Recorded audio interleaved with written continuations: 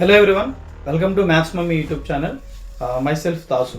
ఈ వీడియోలో సెక్షన్ 2కి సంబంధించినటువంటి 2 మార్క్స్ ఏ చాప్టర్లో నుంచి వస్తాయి, అలాగే ఆ సమ్స్ ఏ విధంగా వస్తాయో అవి కూడా ఈరోజు చూసేద్దాం.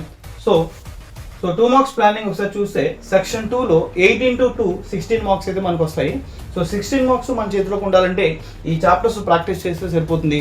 ఆ చాప్టర్స్ ఏ విధంగా మనం ప్రాక్టీస్ చేయాలో కూడా నేను చెప్తాను, జాగ్రత్తగా వినండి. సో ఫస్ట్ది పాలినోమియల్స్ అనేటువంటి చాప్టర్లో మనకి create quadratic polynomial, how to create quadratic polynomial అంటే సమ్ అండ్ ప్రొడక్ట్ అనేటువంటి వాటిని ఇచ్చి మనకి క్వాలిటిక్ పాలినోమియల్ అయితే క్రియేట్ చేయమంటాడు. సో సెకండ్ క్వాలిటిక్ ఈక్వేషన్ అనే చాప్టర్లో based on the nature so nature of roots మీద మనకి డిపెండ్ అయినటువంటి సమ్ అయితే వస్తుంది.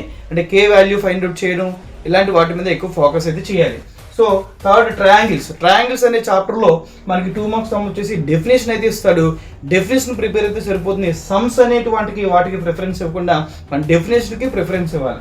సో లైక్ SAS, SSS, అలాగే ASA ఇలాంటి క్రైటీరియాస్ డెఫినేషన్స్ మనల్ని అడుగుతారు.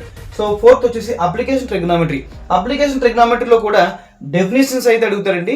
సో ఇందులో కూడా మనం సమ్స్ ప్రిపేర్ పని లేదు. సో డెఫినేషన్స్ అయితే అడుగుతారు. అంటే line of angle of depression, angle of elevation, line of sight, so ఇలాంటి క్వశ్చన్స్ అయితే మనకి అడగడం జరుగుతుంది. So how the trigonometry will use in the daily life అని చెప్పేసి ఇలాంటి క్వశ్చన్స్ అయితే అడుగుతాడు.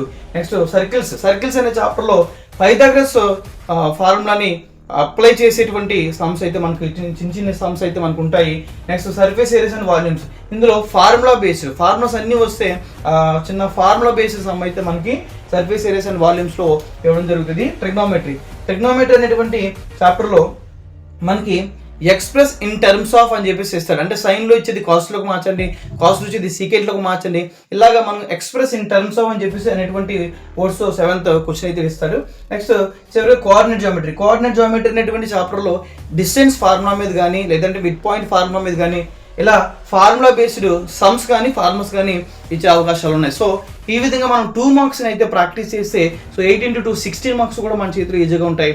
So please do practice and subscribe Maths Mummy channel. Thank you so much for watching.